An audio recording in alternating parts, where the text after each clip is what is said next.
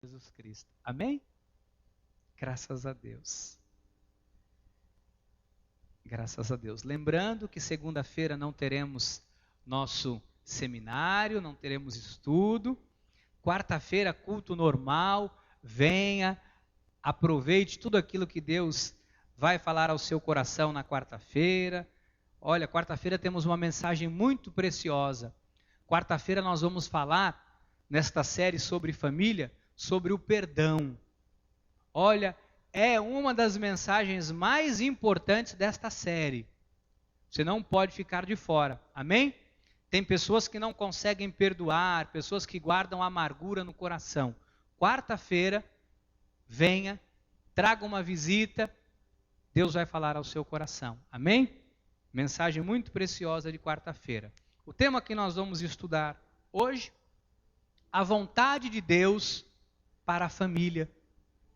Afinal, qual é a vontade de Deus para a família? Qual é o desejo de Deus para uma família? Quando uma família é constituída, qual é o desejo de Deus para esta família? Nós vamos descobrir isso, nós vamos entender a maneira de construirmos uma família forte. O apóstolo Paulo, escrevendo uma carta em 1 Tessalonicenses, no capítulo 4, no versículo 1, ele faz um pedido, ele roga, ele diz assim: finalmente, irmãos, nós vos rogamos e exortamos no Senhor Jesus, que como de nós recebestes, quanto à maneira por que deveis viver e agradar a Deus, e efetivamente estáis fazendo, continueis progredindo cada vez mais. Vamos orar ao nosso Deus. Pai amado e eterno, Deus justo, Deus fiel e verdadeiro, louvamos e bendizemos ao teu nome, porque dia após dia nós temos aprendido de ti como construir uma família forte. Queremos te agradecer pelo teu cuidado intenso com o nosso ministério. Queremos te agradecer pelo cuidado que o Senhor tem com as famílias desta igreja. E a minha oração nesta hora, Deus, é que o Senhor fale ao coração de cada irmão, de cada irmã, que o Senhor mesmo atraiu aqui nesta noite, e que esta palavra possa iluminar os olhos, a mente, o coração dos teus filhos, e que todos entendam e compreendam verdadeiramente qual é a tua vontade para as famílias desta igreja, para as famílias cristãs. Revela-te, Senhor.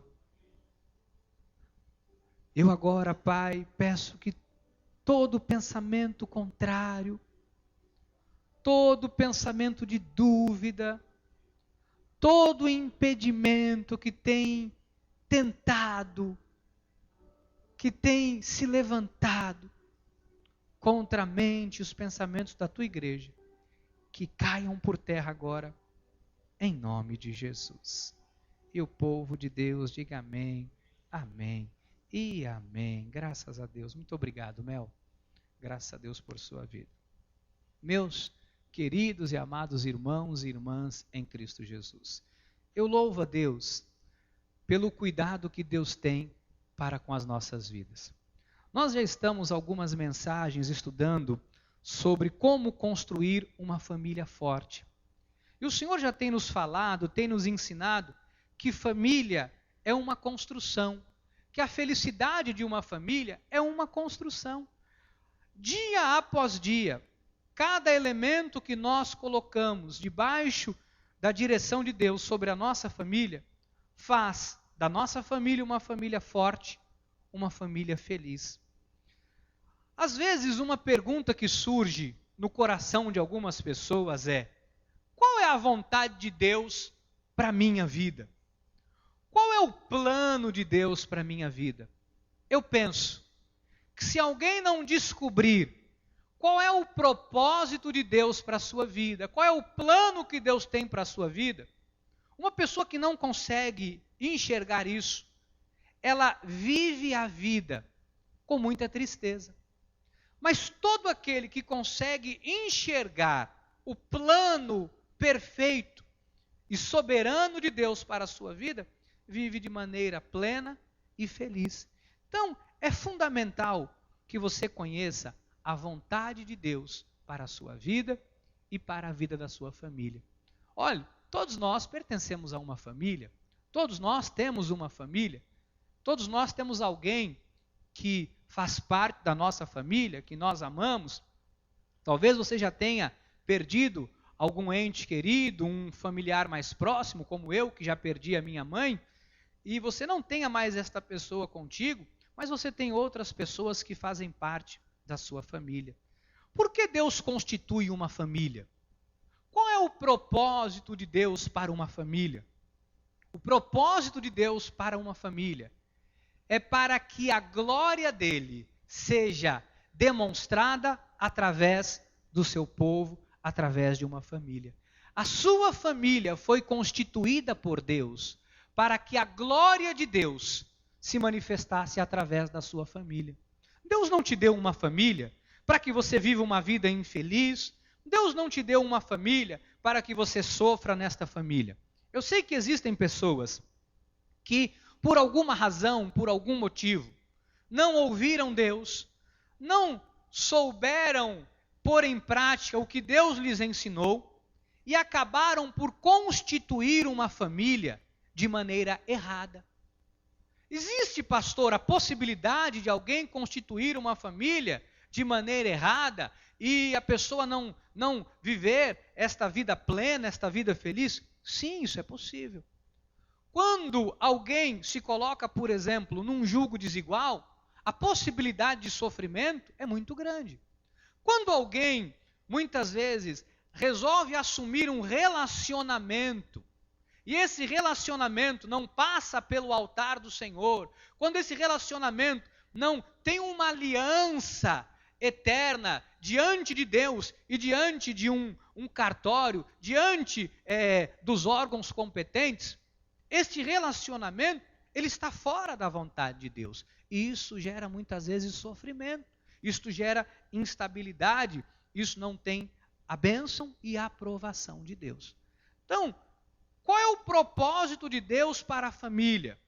É que as famílias vivam uma vida feliz e que a família seja motivo de exaltação a Deus. É muito bom quando você vê alguém dizendo: olha, que família abençoada, que família bacana, olha, parabéns pela sua família, parabéns pela família que Deus te deu, você tem uma linda família. Isso é muito bom, porque na verdade isso não é uma exaltação humana, isso é uma exaltação a Deus, que lhe deu esta família, que constituiu a família que você tem.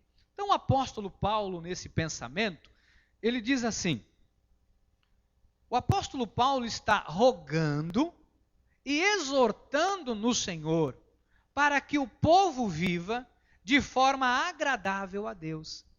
Essa deve ser a postura a ser seguida nos lares cristãos, para que sejam famílias fortes, saudáveis, felizes e prósperas.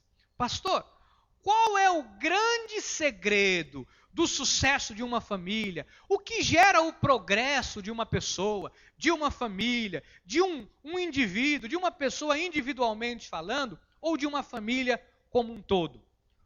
Olha, o bem-estar de uma família, o sucesso de uma família, a realização de uma família consiste em uma família viver de acordo com os princípios de Deus. Quando uma família vive de acordo com os princípios de Deus, por mais que esta família passe por lutas, dificuldades, momentos difíceis, crises, porque isso faz parte da existência humana, esta família consegue superar, consegue passar com alegria, consegue passar com esperança, consegue passar pelo momento da crise em paz, porque é uma família que a sua base é Deus. Então, qual é a base de uma família? É Deus. Diga para o seu irmão, diga, a base da nossa família é Deus. A base da nossa família é Deus. Se você tira Deus, você quebra a família. Pastor, por que há tantas famílias arruinadas? Porque são famílias sem Deus. Uma família sem Deus é ruína total. Uma família cujo Deus não é o seu alicerce, cujo Deus não é a sua base, cujo Deus não é a sua fortaleza, cujo Deus não é o seu abrigo, essa família vive em decadência. Por quê? Porque essa família vai buscar conselhos errados, esta família vai enveredar por caminhos errados, talvez a paz vai ser a bebida, talvez a paz vai ser um relacionamento extraconjugal, talvez a alegria vai ser estar longe da família. Uma família sem Deus é uma família fadada ao fracasso. Por isso, nós precisamos observar muito bem o que a Bíblia Sagrada diz sobre família, para nós fundamentarmos a nossa família de acordo com o padrão da Bíblia Sagrada. Então o Senhor deixou na Bíblia Sagrada as instruções para as famílias viverem segundo a sua vontade. Se o meu e o seu alicerce é Jesus Cristo, então eu preciso conhecer o que Jesus tem a dizer sobre a minha família. Eu preciso conhecer a vontade de Deus para que eu possa embutir essa vontade na minha família. Pois agindo assim, eu vou ter, juntamente com a minha família, alegria, paz, sucesso e tudo aquilo que Deus já tem preparado para cada um membro da minha família. Você está entendendo? Então, diga, Deus é a base da minha família. A Bíblia nos ensina, a Bíblia nos mostra o caminho que cada família deve trilhar. Pastor, olha, eu não posso seguir a minha vontade, fazer da minha família cuido eu, a minha família é problema meu. Não, amado, não faça isso. Olha, da minha família cuido eu. Pastor, você cuida da tua família, que da minha família cuido eu. Não, amado, não faça isso. Deixe o Senhor cuidar da tua família. Olha, receba as instruções de Deus para a tua família. Não guie a sua família pela sua vontade. Não guie a sua família pelo seu desejo, pelo seu impulso. Porque o caminho do homem é caminho de morte.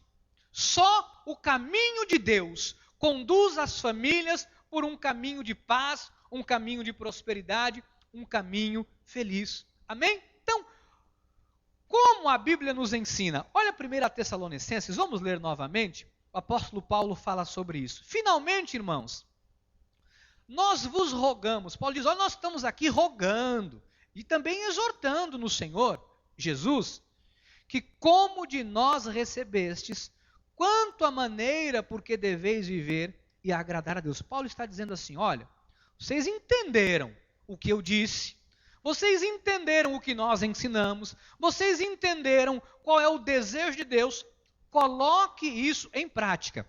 Porque fazendo assim, olha aqui o que diz, deveis viver e agradar a Deus. E efetivamente estáis fazendo, continueis progredindo cada vez mais. Pastor, o que garante o progresso? Viver em conformidade com a palavra de Deus. Então, quero que você entenda, os conceitos do mundo não servem para a tua família. Os padrões do mundo não... Aliás, quero abrir aqui um parênteses. O mundo não tem padrão. O mundo está sem padrão. O padrão do mundo hoje é homem com homem, mulher com mulher. O padrão do mundo é, você pode morar junto, não tem problema nenhum, junta, se não der certo, separa. Olha, tenta com uma, tenta com outra, tenta com 10, vai tentando até você encontrar a tampa da panela. Este é o padrão do mundo. O padrão do mundo não serve. O nosso padrão é a Bíblia Sagrada. Nós temos a Bíblia como padrão. E a Bíblia diz que o marido deixará pai e mãe, vai se unir à sua mulher, vão constituir uma família, vão se casar no Senhor, vão se formar uma só carne. Este é o padrão de Deus. Então, o padrão do mundo, digo, o padrão do mundo, tá fraco. Diga, o padrão do mundo, para minha família, não serve. Então, se alguém vier com o padrão do mundo, não, olha, muito obrigado. Olha, quero falar com os casais noivos da igreja, com os namorados. O padrão do mundo é a promiscuidade. O padrão do mundo é a relação sexual antes do casamento. O padrão do mundo é juntar as escovas de dente. Isso é o padrão do mundo. Para nós cristãos não serve. Não, mas pastor, é que o mundo mudou. É verdade, o mundo mudou. Mas a palavra de Deus não muda. Ele é o mesmo ontem, hoje e será para sempre. Amém? Deus não muda, nós temos um padrão. E é este padrão que nós devemos seguir. Por quê? Porque quando eu sigo este padrão, olha o salmista como nos ensina.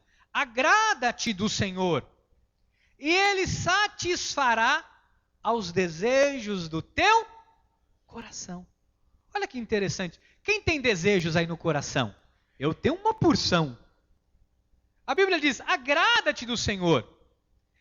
No original, agrada-te do Senhor, agradar é ter alegria nas coisas de Deus. Agradar-te do Senhor, no grego, é se submeter à vontade de Deus com alegria. Então é importante. Como que eu agrado a Deus? Eu me submeto ao que Deus diz com alegria, não é com bico. Eu vou fazer porque tem que fazer. Não, é com alegria.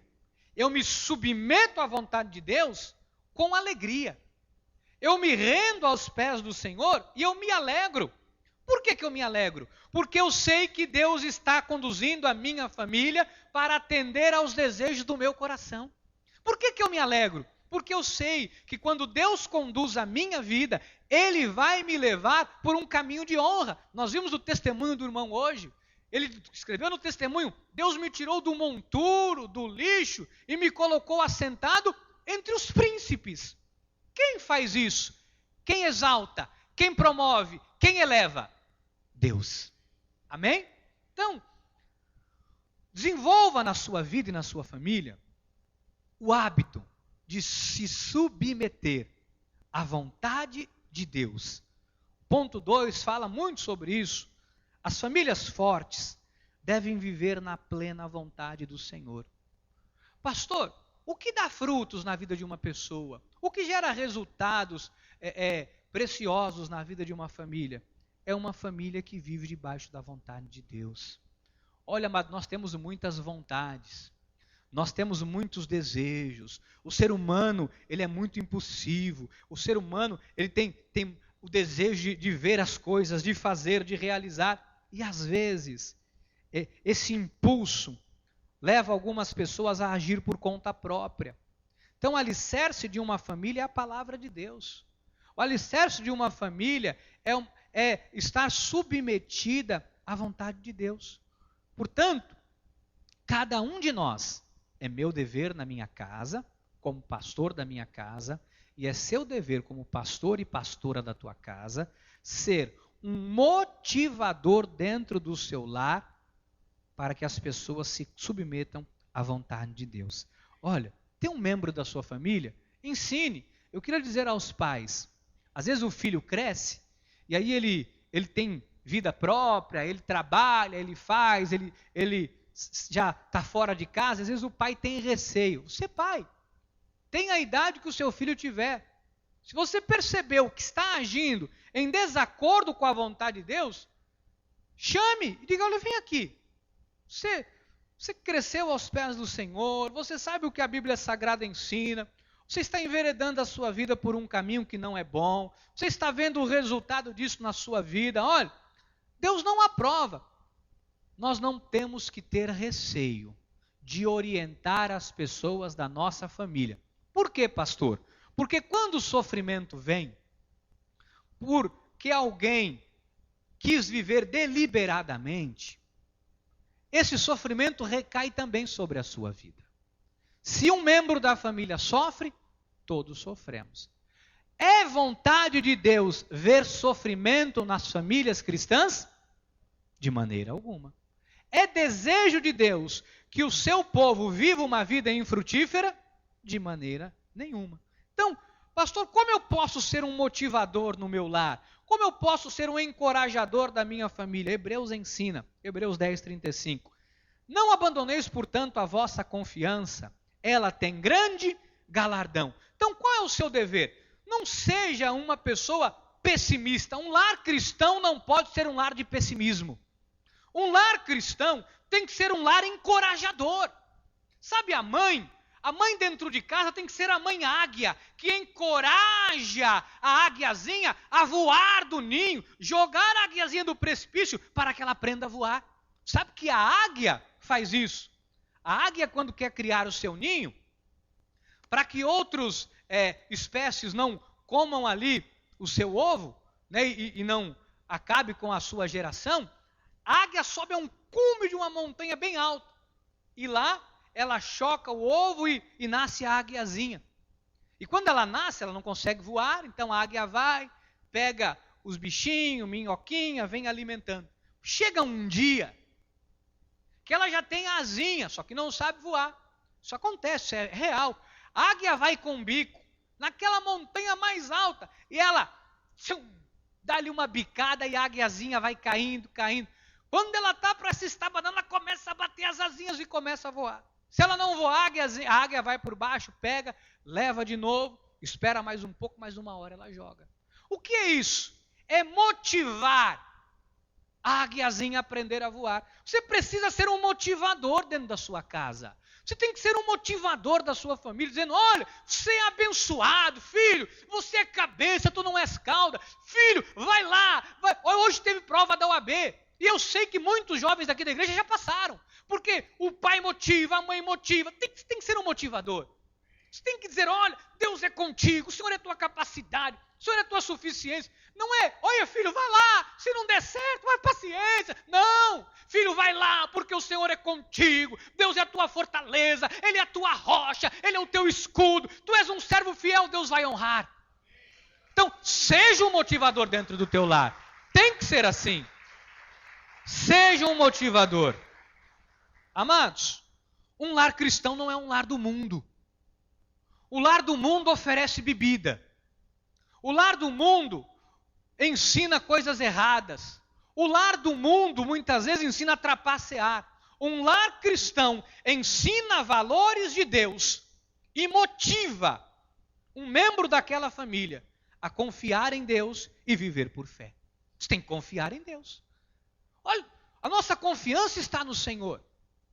Marido, você tem que ser um motivador da sua esposa. Não pode. Olha, não presta para nada mesmo, viu? Ô bem, faz o seu que para mim? Ai, que eu não sei. Ou não presta nem para isso. Isso não é um lar cristão. Desculpe. Isso não é um lar cristão. Fulano, você sabe fazer tal coisa? Vê isso. Eu não sei ainda.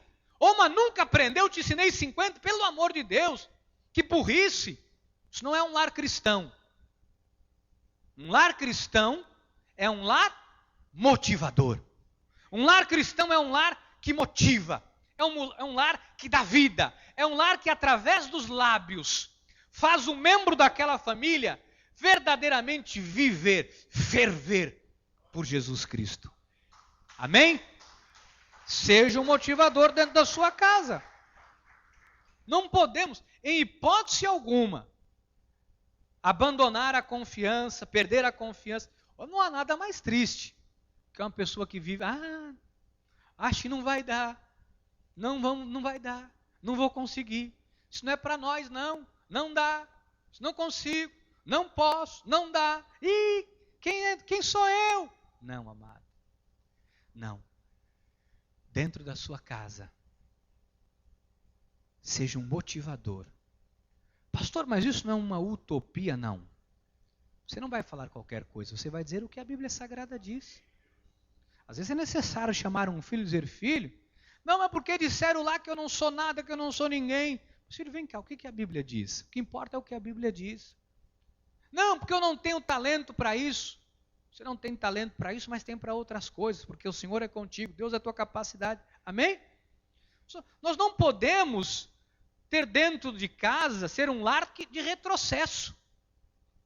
Olha, você vem na igreja, seu filho vem na igreja, ele ouve, você é abençoado, você é vencedor, e em casa é um retrocesso. Isso acontece muito. Criança vem para a igreja, pequenininho, mirradinho, vai lá para a salinha de aula. Aí a professora diz, olha, você é abençoado, você é vitorioso, come aqui uma bolacha, uma pipoca, você é vencedor, você é abençoado. E aí ele chega em casa, o pai diz, peste, desgraça, tu não vale nada, tu vai apanhar, cachorro, menino desgraçado. Isso é um retrocesso. Isso não é o padrão de Deus para uma família cristã. O padrão de Deus para uma família cristã é palavras de vitória, é o que a Bíblia Sagrada ensina. Não pode ser um retrocesso. Olha Hebreus 10:39. Nós, porém, não somos dos que retrocedem para a... Não podemos retroceder para perder. Somos, entretanto, da fé para a conservação da alma. Louvado seja Deus. Olha, se tem alguém na tua família que constantemente vive um desejo de desistir, um desejo de se entregar, um desejo, sabe, de derrota, um desejo perdedor, diga para esta pessoa, a nossa família não é uma família que retrocede. Nossa família é uma família da fé para a conservação da alma. Amém? Nós devemos imitar o que o apóstolo Paulo fazia. O apóstolo Paulo diz assim, sede meus imitadores, como também eu sou de Cristo. O apóstolo Paulo era um imitador de Cristo. A vida de Paulo refletia a vida de Cristo. A sua casa deve refletir a vida de Cristo. Que essa seja a sua luta, amado. Que essa seja a luta da sua família. Refletir a Cristo. Que as pessoas olhem para a sua família e digam, aquele é o modelo de família que eu quero. Isso eu não quero, com todo respeito. Todo respeito. Eu não quero que a minha família seja um modelo de família lá do Brad Pitt, da Angelina Jolie. Não, porque é muito bonitinho, adotaram criança e adotaram bonitinho, foram lá em África, pegaram os menininhos. É lindo. Mas isso não é o meu modelo de família. Porque o meu modelo de família é o modelo cristão da Bíblia Sagrada. Que dá a palavra, que ensina valores cristãos, que ensina quem é Deus, ensina o reino de Deus, ensina a graça de Deus, ensina o amor de Deus, ensina a respeitar o próximo, ensina a amar. Isso é o padrão de Deus. O padrão de família para nós, com todo respeito, não é as famílias de Babilônia. Nunca assisti aquilo, nunca vou assistir. Mas penso eu, para ter esse nome, o que as novelas mostram?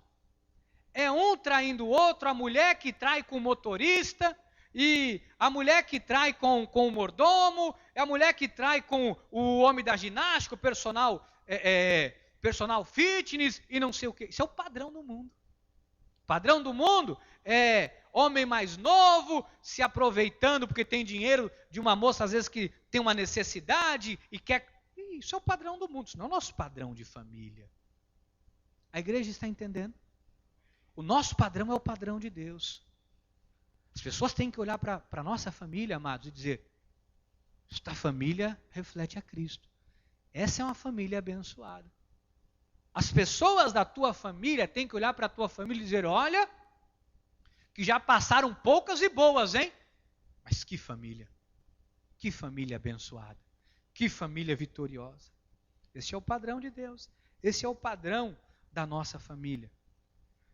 E uma família cristã, para que viva uma vida fortalecida, precisa ter um conceito, talvez um dos mais sérios, que você como cristão precisa entender. Esqueça os atritos do passado. É saudável para a família. Temos aí, Diácono Samuel? Esquecer. Tem que esquecer os atritos do passado. Isso é saudável para a família. O que gera muito sofrimento em muitos lares cristãos é não observar o que a Bíblia Sagrada ensina em Filipenses 3, versículo 13 e 14. o apóstolo Paulo diz assim: irmãos, quanto a mim não julgo havê-lo alcançado, mas uma coisa faço. Paulo diz: esquecendo-me das coisas que para trás ficam, e avançando para as que diante de mim estão. Para aqui um pouquinho, Diácono. Nós já lemos isto aqui 50.000 vezes.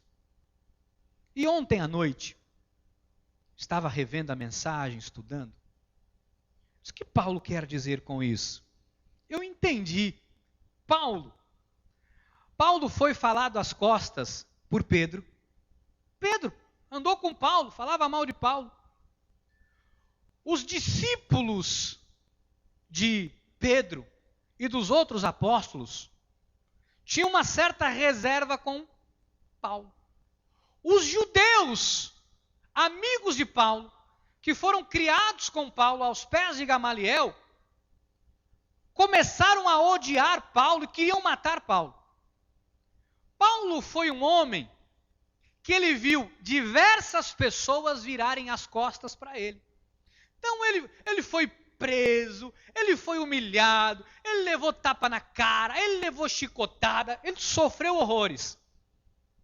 E Paulo chegou numa encruzilhada da vida, que Paulo diz assim: para eu continuar pregando a graça, eu tenho que fazer o seguinte: eu tenho que me esquecer de tudo que me fizeram, porque senão eu não vou poder pregar. Eu tenho que me esquecer de todo o mal que as pessoas me fizeram, os meus patrícios, os meus irmãos. Tenho que esquecer tudo isso para que eu possa avançar. Senão eu vou ficar com um pensamento de culpa. Eu vou fazer, eu vou lembrar, eu vou ter raiva de um. Eu vou, num momento, eu vou estar num sermão, eu vou descer-lhe a marreta nenhum, eu vou falar mal do outro. Eu tenho que me liberar disso. Então Paulo, movido pelo Espírito Santo de Deus, ele entende isso. E ele descobre que esse é um dos grandes segredos para ser feliz. Então Paulo corre e escreve aos Filipenses dizendo: irmãos, quanto a mim, eu não julgo havê-lo alcançado, eu sei que eu não alcancei, mas uma coisa faço. Eu vou me esquecer, estou ensinando vocês a esquecerem. Eu quero dar este conselho paulino às famílias nesta noite. A tendência de muitas pessoas é guardar mágoa, guardar um certo rancor, um certo ressentimento no coração. Algumas pessoas trancaram algumas situações do passado e sofrem por causa disso. Você sabe que tem pessoas que não são felizes no casamento porque não se esqueceram das coisas que para trás ficam. Tem gente que não consegue amar o marido, não consegue amar a esposa, não consegue tratar bem a esposa, não consegue se dedicar à família, porque o coração está preso ao passado. Alguma coisa que não ficou resolvida. Paulo diz: esquece o que ficou para trás, porque só assim você avança. Então é muito comum famílias viverem por décadas sofrendo por causa do passado, porque às vezes não conseguiu superar. Se você chegou aqui hoje, você traz com você alguma coisa que é do passado, use o exemplo de Paulo. Paulo diz: prossigo, avanço para o alvo, para o prêmio da soberana vocação de Deus em Cristo. Só é possível avançar. Uma família só avança para um novo nível, para um novo estado, para um estágio acima, se deixar o passado para trás. Olha, quando eu estava estudando, me ocorreu uma coisa na minha cabeça. Eu sei que é do Espírito Santo de Deus, por isso eu vou dizer para a igreja.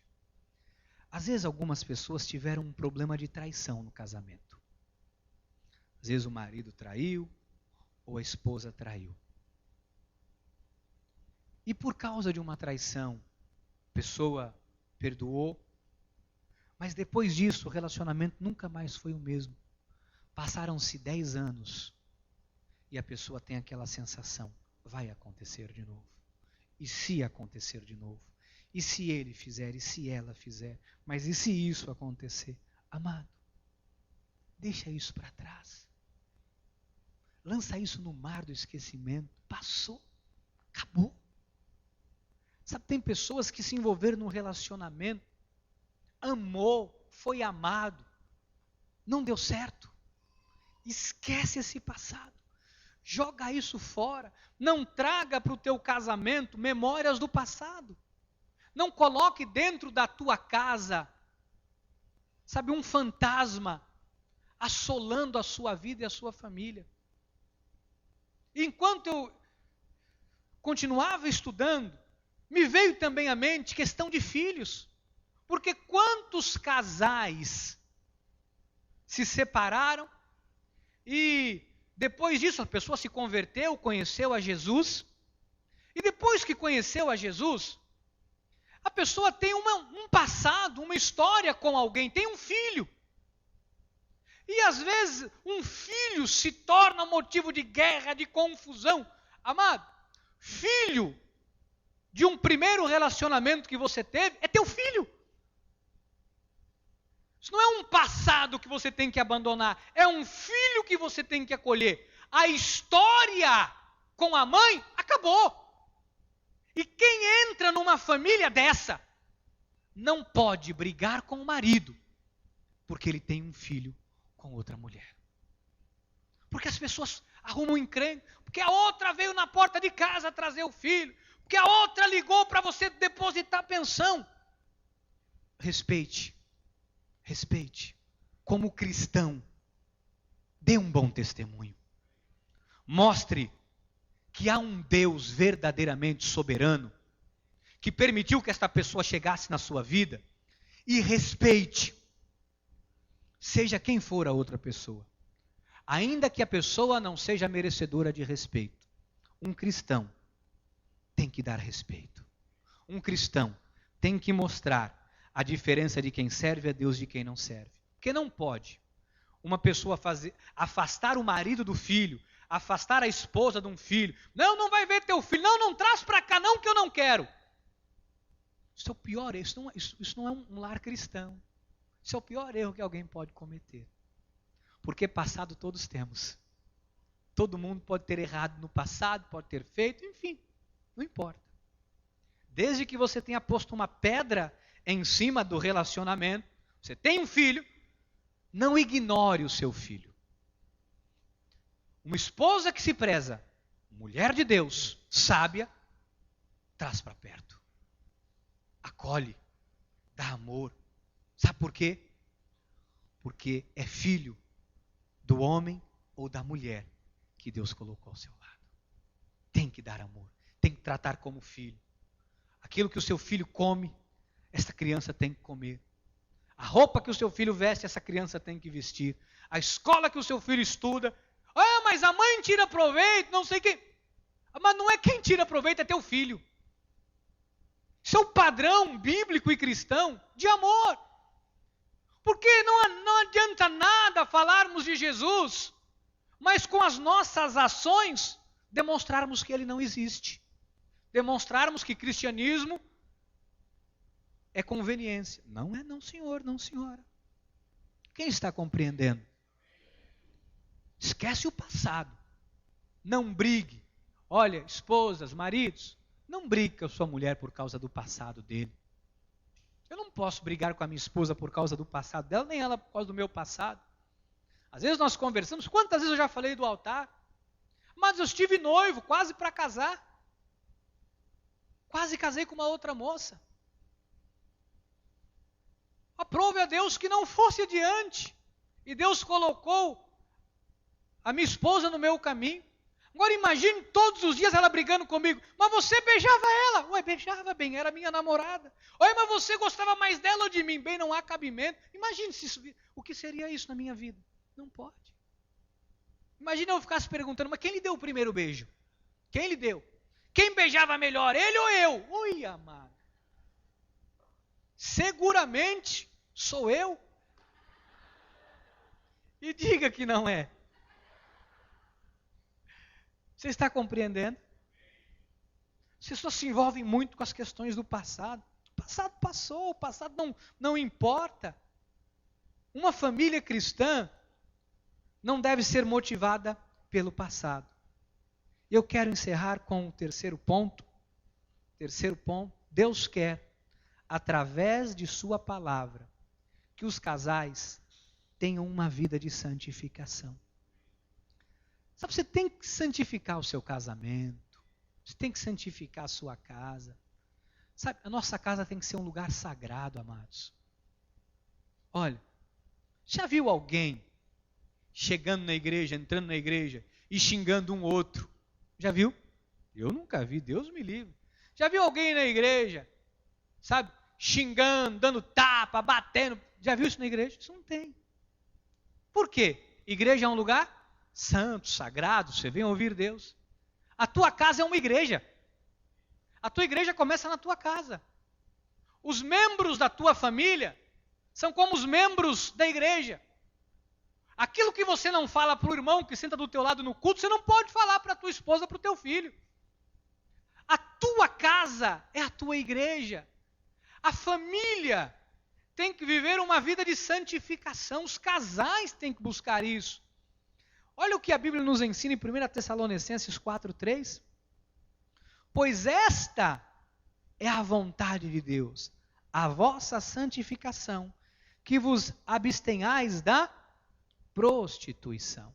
Amado, Deus abomina, repudia a imoralidade. Pastor, o que é esta imoralidade, esta prostituição? A prostituição, no grego, se chama porneia. Porneia, no grego, significa relação sexual ilícita, adultério, fornicação. Pastor, o que é fornicação? É aquela formigação que dá? Não. Fornicação é sexo fora do casamento, seja qual for. Homossexualidade, porneia, prostituição no grego, você pode pegar lá, porneia.